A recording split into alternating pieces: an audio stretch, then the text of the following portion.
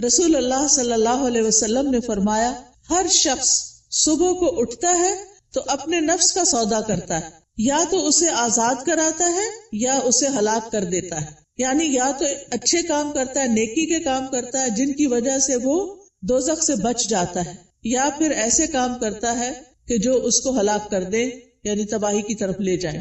اب میں چند کام جو صبح سے رات تک کرنے چاہیے جو ہمیں سنت سے پتہ چلتے ہیں ان میں سے ایک ایک کا ذکر کروں گی، اور آپ اس کو سن کر اپنا جائزہ لیتے جائیے اور میرے ساتھ شیئر بھی کیجیے کہ کیا آپ یہ کرتے ہیں یا آپ کو کرنے کی ضرورت ہے۔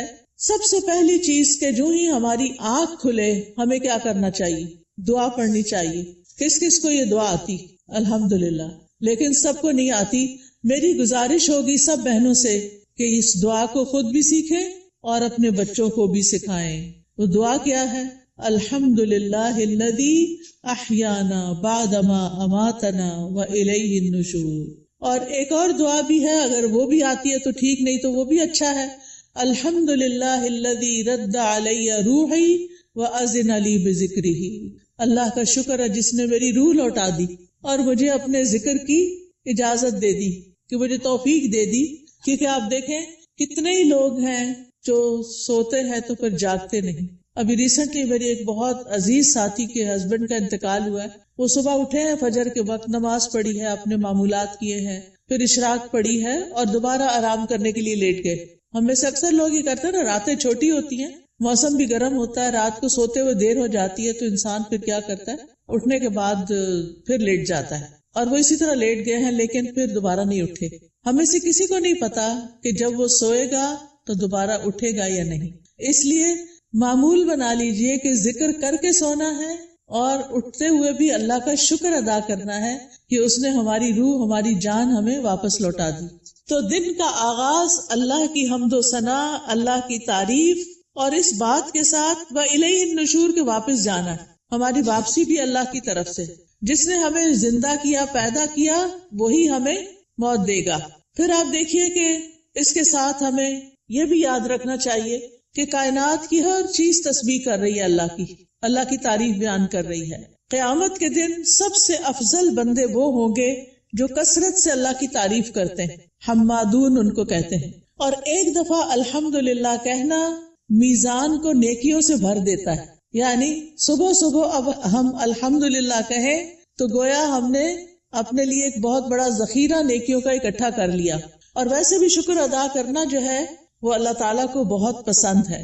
پھر آپ دیکھیں کہ جب یہ کہتا ہے نا کہ وَإِلَيْهِ النُّشُورُ، کہ دوبارہ اسی کی طرف جی اٹھنا ہے، تو قبر سے بھی اٹھنا ایسا ہی ہے جیسے کوئی بستر سے اٹھتا ہے۔ کسی کو اچھے خواب آتے ہیں وہاں اور کسی کو نہیں آتے۔ قبر میں بھی کچھ لوگ تو خوشحال ہوں گے اور کچھ لوگ برے حال میں ہوں گے۔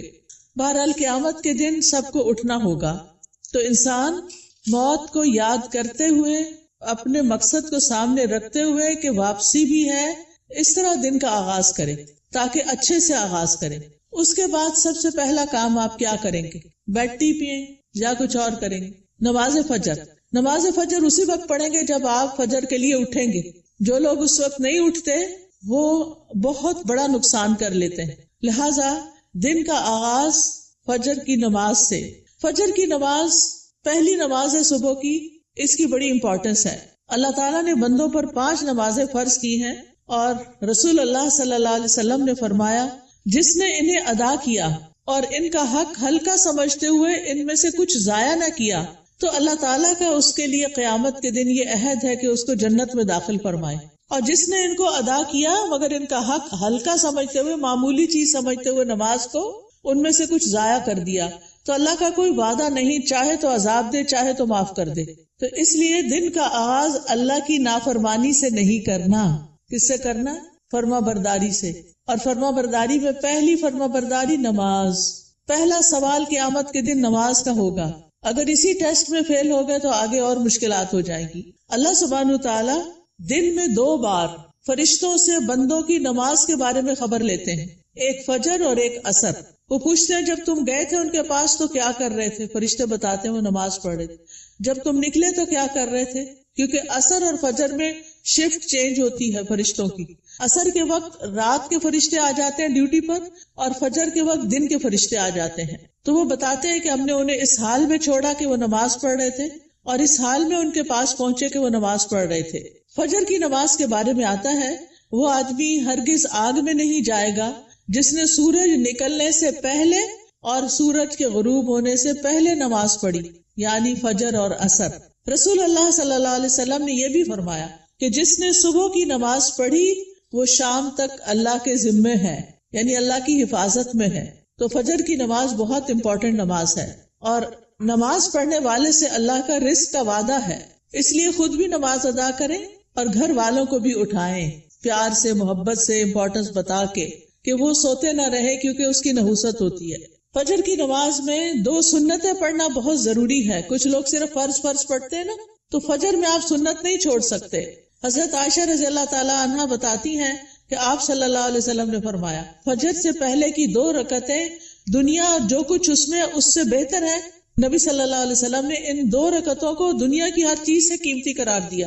اور جو سویا رہے اس کے بارے میں آتا ہے نبی صلی اللہ علیہ وسلم کے پاس ایک ایسے آدمی کا ذکر کیا گیا جو رات سے صبح تک سوتا ہی رہا. آپ نے فرمایا یہ ایسا شخص ہے جس کے کان، یا فرمایا دونوں کانوں میں شیطان پیشاب کرتا ہے، یعنی غافل ہو جاتا ہے پھر. اور اسی طرح ایک اور خواب آپ صلی اللہ علیہ وسلم کو، اس میں آپ کو دکھایا گیا کہ ایک شخص تھا جس کا سر پتھر سے کچلا جا رہا تھا. وہ قرآن کا حافظ تھا لیکن قرآن سے غافل ہو گیا اور فرض نماز پڑھے بغیر سو جاتا تھا، یعنی نماز نہیں پڑھتا تھا اور سویا رہتا تھا. نماز پڑھتے ہوئے ایک چیز یہ بھی خیال کرنی ہے کہ خشوع کے ساتھ نماز پڑھنی. خشوع کا مطلب رونا نہیں ہوتا بلکہ دل کا متوجہ ہونا ہوتا ہے، یعنی شعور کے ساتھ رب سے مناجات کریں، اطمینان اور خشوع سے سجدہ کریں، یعنی پورے سکون کے ساتھ. کیونکہ ایک سجدے کی وجہ سے اللہ تعالیٰ ایک درجہ بڑھا دیتے ہیں اور ایک گناہ مٹ جاتا ہے. نماز کے فوراً بعد کیا کرنا چاہیے؟ اذکار. شاباش. نماز کے بعد اگر کوئی مصلی پر بیٹھا رہے تو جب تک اس کا وضو نہیں ٹوٹتا فرشتہ اس کے لیے دعا کرتا ہے، اللہم اغفر لہ، اللہم ارحمہ، اے اللہ اس کی بخشش فرما دے، اے اللہ اس پہ رحم فرما. یعنی آپ مصلی پہ بیٹھے ذکر کر رہے ہیں، تسبیحات پڑھ رہے ہیں، دعائیں کر رہے ہیں اور فرشتہ آپ کے لیے دعائیں کرنا شروع ہو گیا. تو ہم میں سے ہر ایک کو فرشتوں کی دعائیں لینی چاہیے. اسی طرح ہر نماز کے بعد 33 بار سبحان اللہ، 33 بار الحمدللہ اور 34 بار اللہ اکبر پڑھنا چاہیے. اور آخر میں لا الہ الا اللہ وحدہ لا شریک لہ لہ الملک ولہ الحمد وہو علی کل شیء قدیر پڑھا جائے تو جو ایسا کرے گا اس کے سارے گناہ معاف کر دیے جائیں گے. ٹھیک ہے، چاہے وہ سمندر کی جھاگ کے برابر ہو. کتنی بڑی بات ہے نا یہ، اس لیے اس کا اہتمام کیا رکھنا ہے. اگر کسی وجہ سے آپ مصروف ہیں 33 بار نہیں پڑھ سکتے تو 10 بار بھی پڑھ سکتے ہیں. ٹھیک ہے. پھر یہ کہ انگلیوں پر تسبیح کریں کیونکہ انگلیاں قیامت کے دن کیا کریں گی؟ گواہی دیں گی. ہر فرض نماز کے بعد آیت الکرسی ضرور پڑھیں. اس کا فائدہ کیا ہے؟ جی، ایسے شخص کو موت کے علاوہ کوئی چیز جنت میں لے جانے سے نہیں روک سکتی. اتنا بڑا اجر و ثواب. میں یہ ساری باتیں اس لیے کر رہی ہوں کہ آپ اپنا جائزہ لیں. اگر کوئی چیز چھوٹ گئی ہے، بھول گئی ہے، پتہ ہے لیکن کرتے نہیں تو کرنا شروع کر دیں. وہ دن جس میں یہ باتیں کریں گے آپ، اس کی نسبت بہت زیادہ اجر و ثواب والا ہوگا جس میں آپ یہ نہیں کریں گے. دنیا کے کام کبھی ختم نہیں ہو سکتے لیکن ہمیں کیا کرنا چاہیے؟ اپنے اذکار، اپنی عبادات کو بھولنا نہیں. اسی طرح ہم میں سے اکثر لوگ کہتے ہیں مجھے نظر لگ گئی، وہ فلانے نے جادو کر دیا، وہ گھر میں یہ شر ہو گیا. تو اس کا حل بتایا گیا ہے کہ ہر نماز کے بعد قل هو اللہ 1 دفعہ، قل اعوذ برب الفلق 1 دفعہ اور قل اعوذ برب الناس 1 دفعہ پڑھیں. یہ نماز کے بعد پڑھنی چاہیے. اچھا، اب آپ دیکھیے کہ بعض لوگ بیمار ہوتے ہیں، کوئی ایسی تکلیف ہوتی ہے ان کو سمجھ نہیں آتی، وہ پڑھ کے اپنے ہتھیلی پہ پھونک مار کے اپنے سر سے منہ اور پورے جسم پر اپنا ہاتھ پھیر لیا کرے. اس سے انشاءاللہ ان کا شر بھی دور ہو جائے گا، ان کی بیماری بھی ختم ہوگی. نماز کے بعد کیا کرنا چاہیے؟ صبح شام کے اذکار، پروٹیکشن کی دعائیں. آپ میں سے کس کس کے پاس ایاک نستعین کتاب ہے؟ الحمدللہ کافی لوگوں کے پاس ہے. جس کے پاس نہیں، اگر آج آئی بھی ہے تو ضرور لے لیں. اور انگلش میں بھی ہے، اس میں ٹرانسلیٹریشن کی ہوئی ہے. اگر عربی نہیں پڑھ سکتے بچے تو ان کو انگلش میں پڑھنی آ جائے تو وہ بچوں کو ضرور ساتھ ساتھ سکھائیں. ہر ماں خود اپنے پڑھنے کے ساتھ اپنے بچوں کو بھی سکھائے. تو اگر زبانی یاد نہیں تو دیکھ کے پڑھ لیجئے. انشاءاللہ جب آپ پروٹیکشن کی دعائیں پڑھیں گے تو آپ نظر سے، حسد سے اور بہت سے شر سے بچ جائیں گے. ٹھیک ہے نا؟ ایسا نہیں کہ لوگوں کی نظر تیز ہوتی ہے، ایسا ہے کہ ہمارے اوپر پروٹیکشن وال نہیں ہوتی کیونکہ ہم اذکار نہیں کرتے. اور پھر آپ دیکھیے کہ اگر کوئی شخص آپ میں سے جیسے بزرگ خواتین ہیں جن پہ بچوں کی، چھوٹے بچوں کی ذمہ داری نہیں یا گھر کے بہت سارے کام کاج نہیں، تو وہ فجر کی نماز سے سورج طلوع ہونے تک بیٹھے رہے مصلی پر، کیونکہ رسول اللہ صلی اللہ علیہ وسلم نے فرمایا جو شخص صبح کی نماز جماعت کے ساتھ ادا کرے پھر بیٹھا اللہ کا ذکر کرتا رہے یہاں تک کہ سورج نکل آئے، پھر 2 رکعتیں پڑھے اشراق کی، یعنی اس کے لیے ایک حج اور عمرے کا ثواب ہے. کوئی معمولی اجر؟ کتنا بڑا اجر کما لیتے ہیں وہ لوگ جو تھوڑا صبر سے بیٹھے رہتے ہیں فجر کے بعد اور نفل پڑھ کے اٹھتے ہیں، اور 2 رکعتیں ہی پڑھنی ہوتی ہیں. تو انسان کا دل، اس کی روح، یہ سیراب ہو جاتے ہیں ان اعمال سے جو ابھی تک میں نے آپ کو بتائے.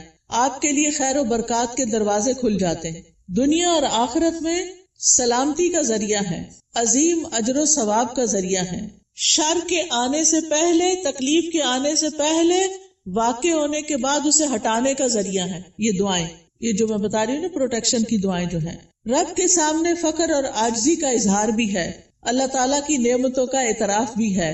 اور یہ ایسے ہی ہے جیسے کوئی دشمن سے بچنے کے لیے اپنے آگے کوئی وال کھڑی کر لے. تو انشاءاللہ اگر ساری نہیں بھی پڑھ سکتے تو معوذتین، بسم اللہ الذی لا یضر، اعوذ بکلمات اللہ التامات من شر ما خلق، اور کچھ اور مختصر دعائیں پڑھ کے اپنے اوپر بھی پڑھیں اور بچوں کو بھی پڑھنا سکھائیں. اس کے بعد کیا کریں گے یہ بتائیے؟ تلاوت کریں، چاہے تھوڑی سی کیوں نہ کریں.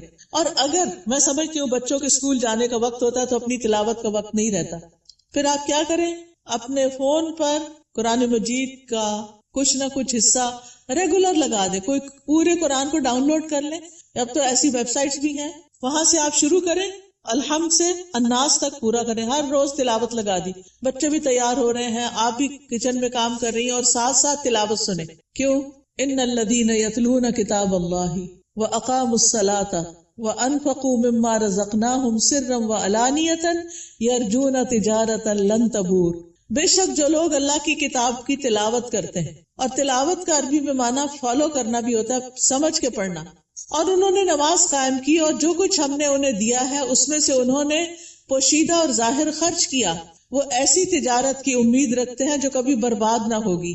یہ لوگ اللہ کے ساتھ ایک بزنس کر رہے ہیں. یہ چیزیں یہ پڑھتے ہیں، تلاوت کرتے ہیں، قرآن پڑھتے ہیں، لوگوں پہ خرچ کرتے ہیں، تو یہ اللہ کے ہاں ایسا اجر، اتنا پروفٹ پائیں گے کہ سوچ بھی نہیں سکتے، تاکہ وہ انہیں ان کے اجر پورے پورے دے اور اپنے فضل سے انہیں زیادہ بھی دے. بے شک وہ بے حد بخشنے والا نہایت قدردان ہے.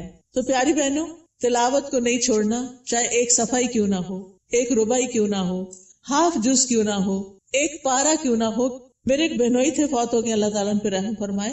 وہ چاند کی پہلی تاریخ کو پہلا سپارہ پڑھتے اور آخری کو آخری سپارہ پڑھتے، اور اس طرح ہر مہینے پورا قرآن ختم کر لیتے. تو جن لوگوں کی بہت زیادہ مصروفیات ہیں، ریٹائرڈ لائف گزار رہے ہیں، ان کو کیا کرنا چاہیے؟ قرآن کی تلاوت زیادہ کرنی چاہیے، کیونکہ قرآن جو ہے یہ غموں کا علاج ہے، شفا ہے، سکون کا ذریعہ ہے، اس لیے اس کو نہیں چھوڑنا. ایک حرف پڑھنے کا کتنا اجر ہے؟ 10 گنا. ایک حرف الف پڑھیں گے تو 10 نیکیاں، لام پڑھیں گے تو 10 نیکیاں، میم پڑھیں گے تو 10 نیکیاں. کیا کوئی اور کام کرنے سے اتنا پروفٹ آپ گین کر سکتے ہیں؟ نہیں. ہاں ایک مشکل ہے، کچھ لوگوں کو پڑھنا نہیں آتا، یا ان کی تجوید ٹھیک نہیں، یا وہ ڈرتے ہیں کہ کوئی سن لے گا تو پھر کیا ہوگا. تو ایسی صورت میں ان کو اپنی تجوید ٹھیک کرنی چاہیے. اس کے لیے میں آپ کو ایک طریقہ بتاتی ہوں، اور وہ طریقہ ہے ایک ایپ ڈاؤن لوڈ کر لیں، لرن قرآن. کس کس کے پاس ہے یہ ایپ؟ 8-10 لوگوں کے پاس ہے، زیادہ نہیں. آپ یہ ایپ اگر ڈاؤن لوڈ کر لیں. اچھا، قرآن پر آل کس کے پاس ہے؟ وہ بھی تھوڑے سے لوگوں کے پاس ہے. ان دونوں میں سے کوئی بھی ایپ آپ ڈاؤن لوڈ کر لیں. یہ آپ آئی فون پہ بھی کر سکتے ہیں اور اینڈرائڈ پہ بھی کر سکتے ہیں. ٹھیک ہے، اس میں آپ تجوید سیکشن پہ چلے جائیں. تجوید پہ جائیں گے تو وہاں آپ کو ایک ایک آیت کہلوائی ہوئی ملے گی. پہلے ٹیچر پڑھے گی، پھر پیچھے آپ پڑھیں گے. تو آپ کیا کریں، جب ٹیچر پڑھ رہی ہو غور سے سنیں، جب اسٹوڈینٹس آگے پڑھے آپ بھی ساتھ شامل ہو جائیں. تو اس طرح روز پڑھتے پڑھتے آپ کی تجوید ٹھیک ہو جائے گی. کیونکہ بعض کا جب انسان بڑا ہو جاتا ہے نا تو اس کو شرم آتی ہے کسی کے پاس جا کے غلطیاں نکلوانے کی، یا ٹائم نہیں ہوتا، یا فیس نہیں دے سکتے، یا کوئی اور مسائل ہوتے ہیں، تو آپ قرآن مجید کھول کے بیٹھ جائیں، آڈیو لگا کے بیٹھ جائیں، اور 7 انگلی رکھ کے ایک ایک آیت کو پڑھ پڑھ کے یاد کریں، اس کے مخارج ٹھیک کریں، ادائیگی ٹھیک کریں. ٹھیک ہے. جس گھر میں قرآن پڑھا جاتا ہو وہاں فرشتے حاضر ہوتے ہیں. ابو ہریرہ کہا کرتے تھے بے شک قرآن پڑھنے کی وجہ سے گھر اپنے رہنے والوں کے لیے کشادہ ہو جاتا ہے، اس میں فرشتے حاضر ہوتے ہیں، شیاطین اس گھر کو چھوڑ دیتے ہیں اور اس کی خیر و برکت بڑھ جاتی ہے. یعنی اس گھر میں خیر و برکت ہوتی ہے جس میں کیا ہوتا ہے؟ قرآن کی تلاوت ہوتی ہے. آج آپ دیکھیں ہمارے بچے ویڈیو گیمز کے پیچھے دیوانے ہیں، قرآن پڑھنے کے لیے تیار نہیں. ہم اپنے پیچھے کیا چھوڑ کے جا رہے ہیں؟ آپ کو پتا نا جب بچے قرآن پڑھتے تو ماں باپ کو بھی ثواب ملتا ہے کیونکہ انہوں نے ان کو پڑھوایا. لیکن اگر ہمارے بچے قرآن ہی نہیں پڑھ رہے تو مرنے کے بعد کون ہمارے لیے دعائیں کرے گا؟ کون ہمارے لیے کچھ کرے گا؟ تو اس لیے پیاری بہنوں آپ ان کے لیے عملی نمونہ بنو، رول ماڈل بنو. آپ گھر میں ان کے بیچ میں بیٹھ کے تلاوت کرو، سیکھو.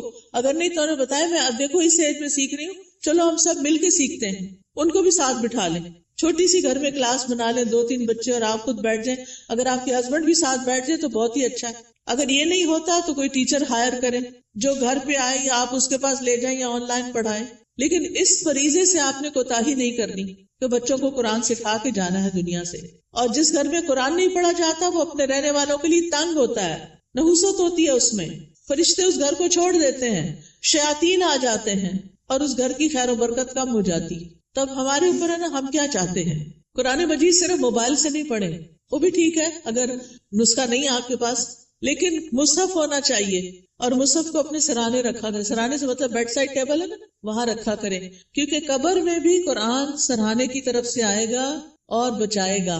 اگر دنیا میں ساتھ نہیں رکھا نا قبر میں نہیں آئے گا. سمجھ آ گئی بات؟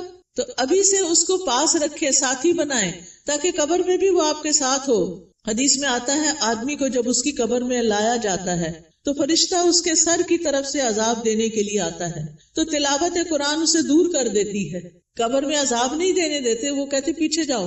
جب فرشتہ سامنے آتا ہے تو صدقہ اسے دھکیل دیتا ہے. جب پاؤں کی طرف آتا ہے تو مساجد کی طرف جانا اس کو دھکیل دیتا ہے. ٹھیک ہے. پھر آپ دیکھیے کہ تلاوت کر لی آپ نے تو آپ اب اٹھ کے 2 نفل پڑھ لیں اگر آپ نے پہلے نہیں پڑھے تلاوت سے، ورنہ فجر کی نماز پڑھ کے تلاوت شروع کر دیں اور پھر اشراق کے نفل پڑھ لیں تو ٹائم بھی پاس ہو جائے گا، حج عمرے کا ثواب بھی ملے گا. یہ 2 نفل جو ہیں سارے جوڑوں کا صدقہ ہے. میں اکثر لوگوں کو بتاتی ہوں اگر آپ کے جسم میں آپ کو جوائنٹس پین ہے تو آپ یہ تجربہ کر کے دیکھیں، اپنے سارے جوڑوں کا صبح صبح صدقہ دیں، 2 نفل پڑھیں، آپ کی تکلیف دور ہو جائے گی، کیونکہ میں نے یہ پرسنلی ایکسپیرینس کیا.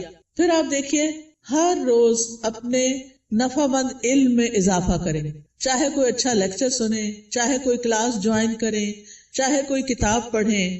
تو علم نافع جو ہوتا ہے وہ 2 طرح کا ہوتا ہے، ایک دینی اور شرعی علم جس میں ہم قرآن کا ترجمہ سیکھتے ہیں، تفسیر سیکھتے ہیں، جس میں ہم دعائیں سیکھتے ہیں، جس میں ہم نماز کا طریقہ سیکھتے ہیں، سیرت کے بارے میں سیکھتے ہیں، احادیث پڑھتے ہیں. یہ دینی علوم ہے. اور دنیاوی علم جس سے انسان دوسروں کو فائدہ پہنچا سکے، جیسے طب ہے، ڈاکٹر بننا ہے، بزنس ہے، ایگریکلچر ہے، انڈسٹری کے بارے میں جاننا، IT کے بارے میں، یہ ساری تعلیم حاصل کرنا تاکہ آپ دوسرے لوگوں کو فائدہ پہنچا سکیں اور اپنی ارننگ بھی کر سکیں. تو یہ بہت فائدے کی چیز ہے کہ اب آپ نے نماز، قرآن، تلاوت، اشراق سب کر لی. اب یا اپنی جاب پہ جائیں یا پھر اگر گھر میں ہے تو گھر کے کام کاج کریں اور اس کے بعد اپنا نالج بھی بڑھائیں. اس کے لیے آپ سیکوینس کے ساتھ لیکچر سنا کریں. کبھی حدیث سے شروع کر لی ہے تو وہ سارے لیکچرز پورے کر لیں ہر روز ایک ایک کر کے. اگر تفسیر شروع کر لی ہے تو اس کو شروع کر کے آگے تک لے جائیں، لیکن اپنے علم میں پختگی لائیں. اور اگر ہو سکے تو کوئی نہ کوئی کلاس جوائن کریں. رسول اللہ صلی اللہ علیہ وسلم نے فرمایا جو شخص صبح کے وقت اس لیے مسجد کی طرف نکلا کہ بھلائی سیکھے یا سکھائے تو اس کے لیے پورا حج ادا کرنے والے کے مثل اجر ہے. اتنا بڑا اجر ہے. یاد رکھیں علم سیکھنے اور سکھانے کے لیے وقت مقرر کریں، جگہ مقرر کریں، ورنہ اگر آپ صرف چلتے پھرتے ہی سن رہے ہیں تو پکا علم نہیں آئے گا. کوئی بات سمجھ آئے گی، کوئی نہیں آئے گی. نہ ہونے سے بہتر ہے کچھ تو سن لیں، لیکن گھر میں بھی ٹیبل چیئر سیٹ کر کے رکھیں اور اپنا لیپ ٹاپ سیٹ کریں اور کوئی آن لائن کلاس جوائن کر لیں یا پھر گھر میں پڑھیں. خود سے سیلف اسٹڈی کریں، لیکن ٹائم اور پلیس، زمان اور مکان مقرر کریں. اس سے آپ کی گروتھ ہوگی. جتنا جتنا آپ سیکھتے جائیں گے آپ نیکیوں میں آگے بڑھتے جائیں گے، برائیوں سے دور ہوتے چلے جائیں گے. پھر آپ دیکھیں کچھ بہنیں ناشتہ نہیں کرتی، وہ کہتی ہیں کہ موٹے ہو جائیں گے اور چھوڑو پڑے، لیکن ناشتہ ضرور کریں. آپ کو کام کرنے کے لیے، پڑھنے کے لیے، جاب پہ جانے کے لیے انرجی چاہیے. چاہے چند کھجوریں ہی کیوں نہ کھا لیں، کھجور پانی لے لیں، کچھ اور سیڈز وغیرہ لے لیں، نٹس لے لیں، جو بھی آپ کو پسند ہو. اگر دودھ پسند ہے تو زیادہ دودھ اور کم چائے ڈال کے پی لیں. بہت سے لوگ صرف کافی پی لیتے ہیں، تو وہ درست نہیں کہ آپ اپنے آپ کو صرف ایسی چیزوں پر کہ جو آپ کے اندر کیفین ڈالے اور آپ صرف اس کی وجہ سے ایکٹیو اور غذائیت نہ ہو، تو آپ دیکھیں کہ پھر آپ سے بہت سے کام ہو نہیں پاتے، آپ جلدی تھک جاتے ہیں. تو اس کو بھی بچائیے. اپنے جسم کی حفاظت بھی عبادت ہے، ٹھیک ہے نا؟ جسم کی حفاظت بھی عبادت ہے. یہ نہیں کہ سب کی ٹیک کیئر کرتے کرتے اپنے آپ کو بلا کے رکھ دیں اور پھر کسی کام کے نہ رہیں، نمازیں بھی بیٹھ کے شروع کر دیں. یہ نہیں ہونا چاہیے. پھر آپ دیکھیے کہ کھانا بھی عبادت ہے. بسم اللہ پڑھ کر کھائیں، بیٹھ کر کھائیں. میں نے دیکھا ہے کہ بعض اوقات لوگ اس بات کی پرواہ نہیں کرتے، چلتے پھرتے کھا رہے ہوتے. خاص طور پر مائیں کچن میں کام کر رہی ہیں، اپنا ناشتہ رکھ لیا، ادھر سے ایک نوالا لیا، ادھر کام کیا. یہ درست نہیں. آپ کے بچے بھی یہی کریں گے. چھوٹے بچوں کو بھی میں نے دیکھا ہے وہی بھاگتے دوڑتے کھا رہے ہوتے ہیں. یہ درست طریقہ نہیں ہے. سنت طریقے سے کھائیں، کھانا عبادت ہو جائے گا. پھر دائیں ہاتھ سے کھائیں اور پیئیں. ہر گھونٹ پہ الحمدللہ کہیں. پھر کھانا کھا کر بھی دعا کریں. کس کس کو آتی ہے دعا؟ پڑھیں مل کے ذرا کھانا کھانے کی. الحمدللہ. کچھ لوگوں کے ہونٹ نہیں ہلے، یا تو دعا نہیں آتی یا بخل کیا انہوں نے پڑھنے میں. اگر نہیں آتی تو کوئی حرج نہیں، سیکھ لیں، آپ کا دن عبادت بن جائے گا. ہمارے دین میں صرف نماز پڑھنا عبادت نہیں. ہم نے ابھی آیت میں کیا سنا؟ نماز پڑھو اور نیکی کرو. وہ کون سی نیکی ہے جو نماز کے علاوہ ہیں؟ وہ یہی نیکیاں ہیں. اپنی کیئر کرنا بھی نیکی ہے، اور بسم اللہ پڑھ کے کھانا بھی نیکی ہے، الحمدللہ کہنا بھی نیکی ہے. جو بندہ پانی پی کر الحمدللہ کہتا ہے، اللہ اسے راضی ہو جاتا ہے، خوش ہو جاتا ہے. کہ یہ مشکل کام تو نہیں اللہ کو راضی کرنا، بشرطے کہ ہمارے کچھ آداب اور مینرز ایسے ہوں. صبح صبح اپنے آپ سے سیلف ٹاک کیا کریں اور کہا کریں میری ساری زندگی میرے رب کے لیے، میں اللہ کی بندی ہوں، اللہ کی فرما بردار بنوں گی، اللہ کا حکم مانوں گی، اللہ کو راضی کروں گی. اپنے آپ سے یہ باتیں کیا کریں. میں ہر کام اللہ کی پسند کا کیا کروں گی، کیونکہ جو آپ سوچتے ہیں آپ بولتے ہیں پھر وہ کرتے بھی ہیں. ٹھیک ہے نا؟ کیونکہ ہمارے دل میں کیا ہوتا ہے، فلاں کیا کہے گا، اس کو خوش کرنا، اس کو راضی کرنا، فلانا کام کرنا، فلانا. ٹھیک ہے وہ سب کریں، لیکن اپنا خیال بھی رکھیں. ہم نماز پڑھ کے بھی عبادت کرتے ہیں، ہم مخلوق کا خیال رکھ کے بھی عبادت کر رہے ہوتے ہیں، اور ہم اپنے عادات کو اچھا بنا کے بھی عبادت کر رہے ہوتے ہیں. تو ہمیں اپنا ایمان بھی بڑھانا ہے، اور ایمان بڑھانے والا ماحول بھی قائم کرنا ہے. اپنے گھر کا ماحول، اپنے سوشل سرکل کا ماحول ایمان بڑھانے والا. آپ ایسے لوگوں سے ملیں جن سے ملنے کے بعد آپ کا ایمان اوپر جائے، اور ان لوگوں سے ذرا دور رہیں، اسپیس دیں جن سے مل کے آپ کی طبیعت خراب ہوتی ہے اور وہ ایسی غیبت کرتے ہیں کہ آپ کا ایمان خراب کر دیتے ہیں. کیونکہ میں نے دیکھا ہے کہ بہت دفعہ خواتین سب بچے وغیرہ اسکول گئے، ہسبینڈ آفس گئے، اب کیا شروع ہو گئے، موقع مل گیا ان سب کی شکایتیں کرنے کا. کبھی اماں کو شکایت لگا رہے ہیں، کبھی دوست کو لگا رہے ہیں. روزانہ کی روٹین. کچھ لوگوں کو تو ہمیں فون کرنا ہی ہوتا ہے کہ ہمارے دوست ہوتے ہیں، آ نہیں سکتے، ہم جا نہیں سکتے، تو ہم فون پہ باتیں کرتے ہیں. اور اب تو فیس ٹائم اور پتہ نہیں کیا کیا باتیں کرنے کے ذریعے آ گئے ہیں دور بیٹھے لوگوں سے بھی. ایک دن ایک بچی نے مجھے فون کیا، رو رہی ہو. میں نے کہا کیا مسئلہ ہے، تمہیں کچھ اور کی طرف سے تکلیف ہے؟ نہیں کوئی تکلیف نہیں، تمہارے رزق کی کمی نہیں، وہ بھی کمی نہیں، میرے پاس ہر نعمت. میں نے کہا پھر کیوں رو رہی ہیں؟ کہتی وہ میری بھابھی نے میری امی کا جینا حرام کر رکھا ہے. میں نے کہا آپ کو کیسے پتا چلا؟ یعنی مجھے لیٹسٹ خبر دے رہی تھی کہ آج میری بھابھی نے یہ فساد گھر میں کیا. میں نے کہا وہ اللہ کے بندے آپ کو بتاتے کیوں ہیں؟ وہ یو کے میں رہتی تھی. میں نے کہا آپ پاکستان کی خبریں یو کے میں سن کے رو کے کینیڈا میں رپورٹ کر رہی ہیں، ساری دنیا کو سر پہ اٹھائے ہوئے. کیا فائدہ ایسی زندگی کا؟ اگر ہمارے گھر میں کوئی جھگڑا نہ تو اللہ کے واسطے بیٹیوں کو آرام سے اپنے گھر میں رہنے دیں، اپنے جھگڑوں کو گھر میں خود ہی نپٹا لیں. بہو کی شکایتیں بیٹی کو، بیٹی کی شکایتیں باپ کو، اس کی اس کو یہ چھوڑ دیں.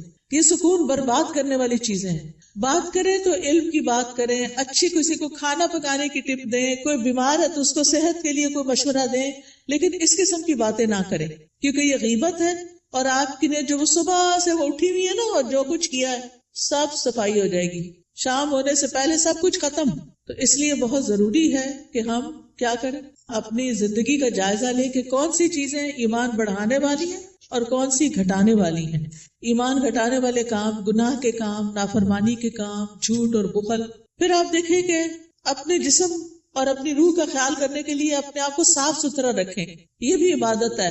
آپ نے وہ حدیث سنی ہوگی نا، صفائی نصف ایمان ہے. وہ بچپن میں رٹا دیتے ہیں. اپنے جسم کی صفائی، ایکسٹرا بالوں کی صفائی، اپنے کپڑوں کی صفائی، اپنے گھر کی صفائی پہ لگ جائیں. اور کس نیت سے کہ یہ عبادت ہے. میں اپنا ماحول صاف کر رہی ہوں، اپنے گارڈن کو صاف کر رہی ہوں، اپنی کھڑکیاں صاف کر رہی ہوں، جو بھی کریں. اور ایک ہی دن میں سب کچھ نہیں کریں، پھر نماز بھی نہیں پڑھی جائے گی. اپنا اسکیڈول بنا کے سیٹرڈے کو یہ کرنا، سنڈے کو یہ، منڈے کو یہ، اور کس کام میں کس کو ساتھ لگانا ہے. بچوں کو لگانا ہے، ہسبینڈ کو لگانا ہے، اپنی کسی فرینڈ کو بلا کے ساتھ لگانا ہے. وہ سارا کچھ لکھ کے رکھ لیں اور اکیلی اپنی جان پہ زیادہ بوجھ نہ ڈالے. ٹھیک ہے. پھر اپنے جسم، ناخن، بال، دانتوں، ان سب کی صفائی کا اہتمام. مسواک رب کو راضی کرنے کا ذریعہ ہے. پھر وضو کے بعد کی دعا، پھر اذان سن کے اس کی دعا. پھر کوئی بھی ایسی چیز جو آپ کو پریشان کرتی ہے اس کے بارے میں اپنے رب پر توکل کہ یا رب تو ہی کرنے والا ہے، میں تیری ہی طرف رجوع کرتی ہوں، تجھ سے ہی دعا کرتی ہوں. اور رب سے دل ہی دل میں باتیں کیا کریں. کسی بھی طرح کے حالات ہوں، اللہ کی رحمت سے نا امید نہ ہوں، اللہ کی رحمت سے پر امید رہیں. باہر گروسری کرنے جا رہے ہیں، کوئی بھی کام کر رہے ہیں، اس کے ساتھ اپنا غور و فکر اور ذکر جاری رکھیں. تمام دن اللہ کے ذکر سے اپنی زبان کو تر رکھے. یعنی دنیا کے کام کرتے ہوئے جب زبان یعنی کہ خالی ہے، کچھ بھی بولنے کو نہیں، تو اللہ کا ذکر دل ہی دل میں اور زبان سے کرتے رہے، کیونکہ اس سے آپ کے دل میں سکون رہے گا، آپ کی روح سرشار رہے گی. ایک دفعہ سبحان اللہ اور الحمدللہ کہنے سے زمین آسمان بھر جاتا ہے. اور یہاں پر کچھ کارڈز بھی ہم آپ کے لیے لائے ہیں جن میں اذکار ہیں، تو اپنے کام کاج سے فارغ ہو کے آپ وہ ذکر کر سکتے ہیں، جیسے یہ تسبیحات ہیں. پھر اسی طرح اگر آپ کو رزق کی تنگی ہے تو یہ رزق میں کشادگی کے لیے دعائیں ہیں. پھر اگر کسی اہم کام میں آپ کو مشورہ کرنا تو یہ استخارہ ہے، استخارہ کیسے کریں اور اس کی دعا. پھر اسی طرح اللہ کا شکر ادا کرنے کے لیے یہ الحمدللہ کا کارڈ ہے. یہ دعائیں ہیں شکر ادا کرنے کی، اللہ کی تعریف کی، کیونکہ اللہ کی تعریف کرنے والے قیامت کے دن سب سے افضل بندے ہوں گے. پھر یہاں کچھ تسبیحات بتائی گئی ہیں، ان کا انگلش میں بھی ٹرانسلیشن ہے جن کے بہت بڑے بڑے فائدے ہیں. پھر آپ دیکھیے اگر قرض سے پریشان ہیں، مالی معاملات میں، تو یہ دعائیں ہیں، ان کا بھی انگلش ٹرانسلیشن موجود ہے. پھر یہ پروٹیکشن کی دعائیں ہیں. تو آپ دیکھیے کہ معمولی قیمت کے یہ کارڈ جو ہیں آپ کی زندگی میں بہت بڑی تبدیلی لا سکتے ہیں. تو آپ نے اگر یہ سارے اپنے گھر میں رکھے ہوئے ہوں، ایک دن ایک اٹھا کے پڑھ لیجئے، دوسرے دن دوسرا پڑھ لیجئے، تیسرے دن تیسرا پڑھ لیجئے، اور اس طرح آپ کا ذکر کے ساتھ ایک رابطہ قائم ہو جائے گا. کثرت سے توبہ استغفار کریں.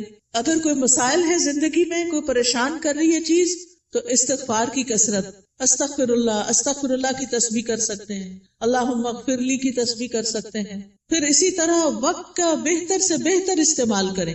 وقت جو ہے وہ بہت قیمتی نعمت ہے. ایک دفعہ اگر وقت چلا جائے تو دوبارہ نہیں آتا، اس لیے ہر دن کو مفید اور پروڈکٹیو ڈے بنائیں.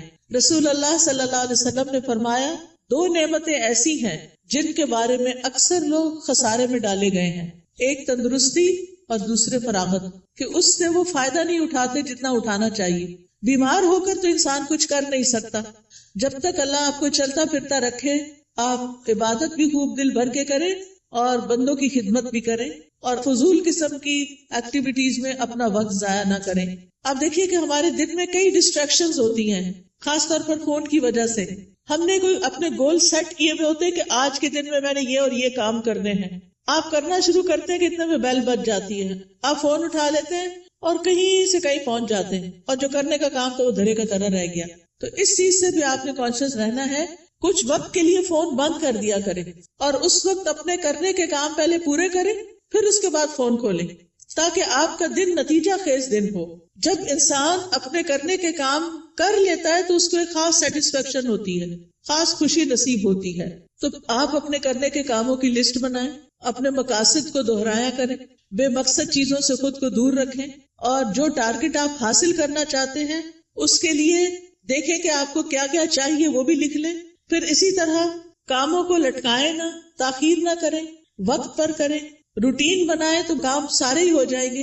کیونکہ ہیپ ہیزرڈ کبھی کچھ کر لیا، کبھی کچھ کر لیا، کبھی کچھ کر لیا، بہت وقت ضائع ہوتا ہے۔ ایک کام کرتے ہوئے آپ کو یہ پتا ہونا چاہیے کہ نیکسٹ کیا کرنا ہے مجھے، یہ نہیں کہ اوہ آج میں یہ تو کرنا بھول ہی گئی، یہ تو پڑھا ہی نہیں، یہ تو کیا ہی نہیں۔ پھر آپ دیکھیے کہ جتنے بھی اطاعت کے کام، عبادت کے کام ہوتے ہیں، اس میں مشقت لگتی ہے، محنت لگتی ہے، اس کے لیے اپنے نفس سے جہاد کرنا پڑتا ہے، اپنے نفس کو کنٹرول کرنا پڑتا ہے، کیونکہ کامیاب بھی وہی ہوتا ہے جو نفس کا تزکیہ کر لیتا ہے۔ قد افلح من تزکا وذکر اسم ربہ فصلی، فلاح پا گیا جس نے پاکیزگی اختیار کی اور اپنے رب کا نام یاد کیا پھر نماز پڑھی، یہ ہے کامیاب ہونے والے۔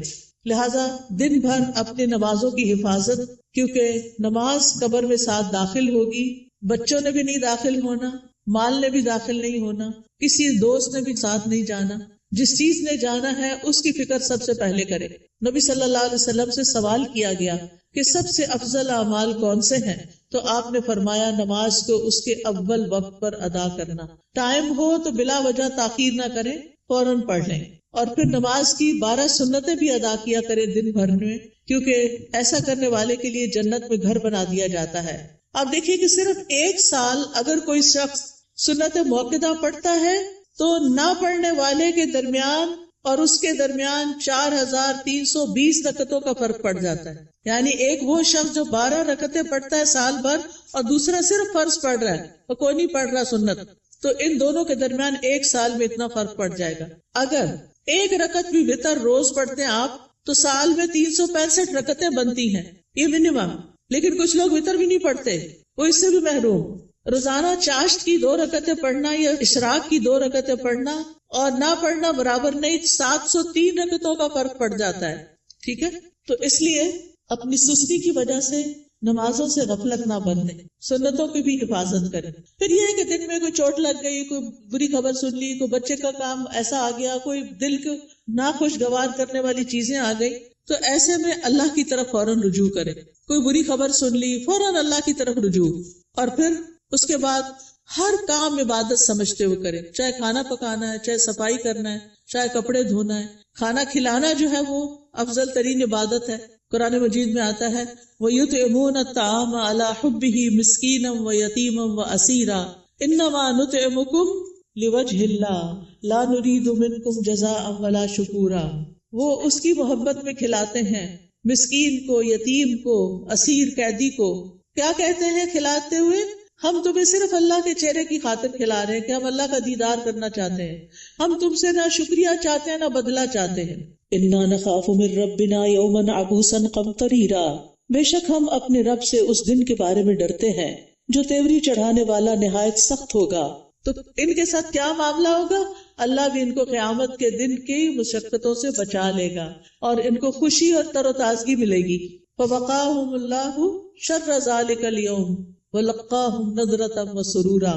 تو اس لیے کھانا گھر والوں کو بھی پکا کے کھلائیں یا مہمانوں کے لیے پکائیں تو خوشی خوشی پکائیں، احسان نہ جتائیں اور ضائع نہ کریں۔ کپڑے دھونا، نہانا، بچوں کو نہلانا، گھر صاف کرنا، یہ سب صفائی اور طہارت کے اہتمام ہیں، یہ ایمان کو مکمل کرتے ہیں۔ پھر آپ دیکھیے کہ نیکیوں کے کام میں سستی نہیں کرنی۔ نیکی کا کوئی بھی کام، آپ کی دوست نے فون کر دیا کہ فلاں شخص بیمار ہے، غریب ہے، اس کے لیے مدد کرنی ہے، آپ بھی اپنا کچھ حصہ ڈال دیا، صدقہ کر دیا، تو نیکی کے ہر کام میں حصہ ڈالا کرے۔ حضرت ابوبکر کے بارے میں آتا ہے، نبی صلی اللہ علیہ وسلم کی مجلس میں لوگ بیٹھے ہوئے تھے، آپ نے پوچھا آج تم میں سے کس نے روزے کی حالت میں صبح کی ہے؟ حضرت ابوبکر رضی اللہ عنہ نے عرض کیا میں نے۔ آپ نے پوچھا آج کس نے مریض کی عادت کی؟ انہوں نے کہا میں نے۔ آپ نے پوچھا تم میں سے جنازے میں کس نے شرکت کی؟ انہوں نے کہا میں نے۔ آپ نے پوچھا کس نے مسکین کو آج کھانا کھلایا؟ تو ابوبکر کہتے ہیں میں نے، رضی اللہ عنہ۔ تو نبی صلی اللہ علیہ وسلم نے فرمایا جب کسی شخص کے لیے ایک ہی دن میں یہ خصلتیں جمع ہو جائیں وہ جنت میں ضرور داخل ہوگا۔ یہ جنت میں جانے والے کام۔ اچھا ہمیں پتہ چلتا رہتا ہے کوئی بیمار ہے، اچھا کہتے ہیں اللہ اس کو شفا دے، بس ادھر ہی بیٹھے، خبر نہیں لیتے۔ ہمیں پتہ ہوتا ہے کہ کوئی بھوکا ہے یا نہیں کھانا پکا سکتا، یہ کھا سکتا، ہم کر سکتے ہیں تو ہم توجہ نہیں کرتے۔ ہم راشن کا انتظام کر سکتے، ہم کسی بھی طرح مدد کر سکتے ہیں، لیکن اس کی طرف توجہ کرنے کی ضرورت ہے۔ پھر اللہ کی نافرمانی سے بچیں، جہنم کو سامنے رکھتے ہوئے گناہوں سے بچیں۔ یعنی صرف نیکی کے کام کرنا کافی نہیں، گناہوں سے بچنا بھی بڑا ضروری ہے۔ پھر لوگوں کے ساتھ معاملہ کرتے ہوئے اچھے اخلاق سے پیش آئیں۔ سب سے پہلا حق آپ کے اوپر والدین کا ہے۔ زندہ ہیں تو ان کی زیارت کو جائیں، ان سے بات کریں، ان کے لیے دعائیں کریں، ملاقات کریں تو ان کی پیشانی چومیں، ہاتھ چومیں، کیونکہ والدین سب سے زیادہ حسن سلوک کے مستحق ہیں. نماز میں ان کے لیے دعائیں کریں. فوت ہو گئے ہیں تو ان کے لیے دعا کے علاوہ صدقہ کیا کریں. گھر والوں کے لیے باعث خیر بنے. اپنے گھر والوں کو آگ سے بچائیں، ان کو نیکی اور دین کی طرف لا کر. پھر اسی طرح جہاں بھی بیٹھے خیر پھیلانے والے بنے، دوسروں کا بھلا کرنے والے، دوسروں کو فائدہ پہنچانے والے. کسی کو کوئی اچھا مشورہ دے دینا، کسی کا کوئی دل ہلکا کر دینا، کسی کو کوئی کسی چیز کے بارے میں رہنمائی کر دینا، علم سکھانا. آپ دیکھیے کہ بعض اوقات علم سکھانا مال خرچ کرنے سے بھی افضل ہے. کیوں؟ اس لیے کہ مال خرچ کرنے سے ختم ہو جاتا ہے اور علم سکھانے سے بڑھ جاتا ہے اور پکا ہو جاتا ہے. اس لیے چاہے اپنے بچوں کو سکھائیں، چاہے اپنے بہن بھائیوں کو کچھ نہ کچھ چھوٹا موٹا کنٹریبیوشن کرتے رہا کریں. جو اچھی باتیں آپ کو پتہ چلی ہیں وہ دوسروں کو بھی بتائیں. اس کے لیے آپ کے گھر میں کتابیں ہونی چاہیے، آپ کو کوئی نہ کوئی کلاس جوائن کرنی چاہیے تاکہ آپ سیکھیں اور سکھائیں.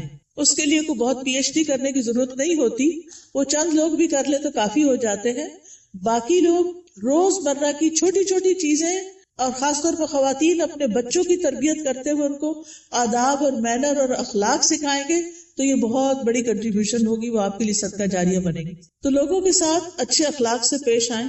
ابن قیم کہتے ہیں آدمی کی برکت یہ ہے کہ وہ جہاں بھی مقیم ہو خیر کی تعلیم دے، خیر پھیلائے. تو اچھے اخلاق سے بھی انسان خیر پھیلا رہا ہوتا ہے. پھر اسی طرح دور پار ریلیٹیوز کی خبر گیری کرنا، پڑوسیوں کی خبر گیری کرنا، مریضوں کی خبر گیری کرنا، ملاقات کے وقت سلام کرنا، اپنے آس پاس کے لوگوں کا ہاتھ بٹانا، ان کے ساتھ تعاون کرنا.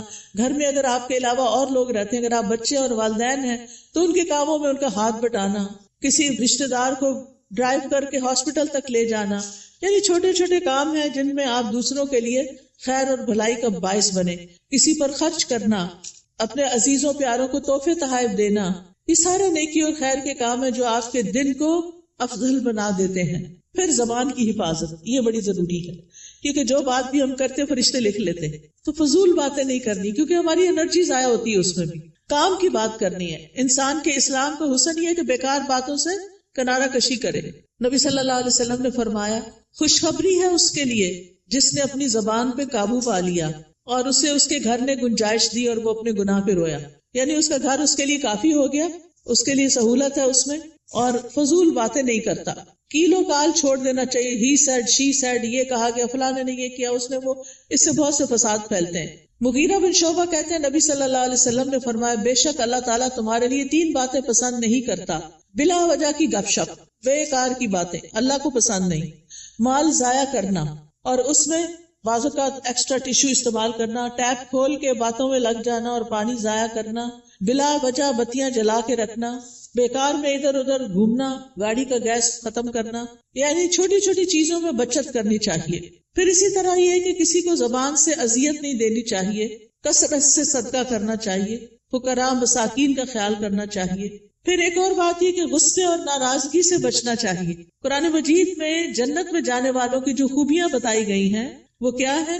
وَالْكَاظِمِينَ الْغَيْظَ وَالْعَافِينَ عَنِ النَّاسِ وَاللَّهُ يُحِبُّ الْمُحْسِنِينَ. وہ غصہ پی جانے والے ہوتے ہیں اور کیا کرتے ہیں؟ لوگوں کو معاف کرتے ہیں. یہ کام بڑا مشکل، لوگوں کو معاف کرتے ہیں. اللہ ایسے محسنوں سے محبت کرتا ہے. اگر ہمیں پتہ چلے کہ کسی کو معاف کرنے سے اللہ مجھ سے محبت کرے گا تو ہمیں کیا مشکل ہے کہ جھگڑا چھوڑ دیں.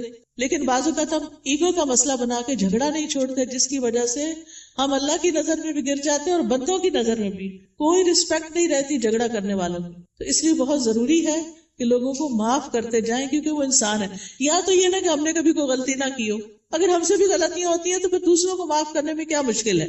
پھر قطع رحمی سے بچیں، رشتہ داروں سے تعلق قائم رکھیں چاہے وہ آپ سے نہ بھی ملنا چاہیں. دوسروں پر ظلم سے بچیں کیونکہ مظلوم کی آہ فوراً اوپر پہنچتی ہے. دل کی سختی سے بچیں، برے خیالات اور بدگمانیوں سے بچیں، غیبت کرنے اور سننے سے بچیں. مشکل وقت میں اللہ سے مدد مانگے اور صبر کریں. آج ایک بچی کا میسج آیا کہ میری امی نے میرے بارے میں ایسا اور ایسا کہا ہے، میں اس وقت سے رو رہی ہوں، بہت میری طبیعت خراب ہو گئی. تو میں نے کہا پھر صبر کس چیز کا نام؟ اگر آپ نے اس وقت اپنے آپ کو سنبھالنا نہیں اور اس کو اتنا دل پہ لے لینا ہے، آپ اسٹرانگ بنے. ماں باپ جب کوئی تنقید کرتے ہیں نا تو وہ ہمیں سمجھانے کے لیے، ہمیں میچور کرنے کے لیے کرتے ہیں، ہمارے دشمن نہیں ہوتے. تو چیزوں کو ان کے صحیح رخ سے لیں. ماں باپ مارے بھی ڈانٹے بھی تو بھی معاف کریں. ان کی عزت میں کمی نہ آنے دیں. اور اگر پریشانی گھیر لے تو لا الہ الا اللہ کثرت سے پڑھیں. اللہ اللہ ربی لا اشرک بہ شیئا لا الہ الا انت سبحانک انی کنت من الظالمین. اور دیگر دعاؤں کو اور اذکار کو لازم کر لیں جس کا میں نے ابھی آپ کو تعارف کرایا. تنگی کے بعد پھر آسانی کا انتظار کریں کیونکہ ان مع العسر یسرا. ایسا نہیں کہ صرف تنگی آئے گی، آسانی بھی ساتھ آئے گی. اور اس سارے کاموں میں دن گزار کے پھر رات کا وقت آ گیا، اب سونے کی تیاری ہے. سونے سے پہلے آخری کام اللہ کا ذکر ہو. رات کو سورۃ الملک پڑھیں،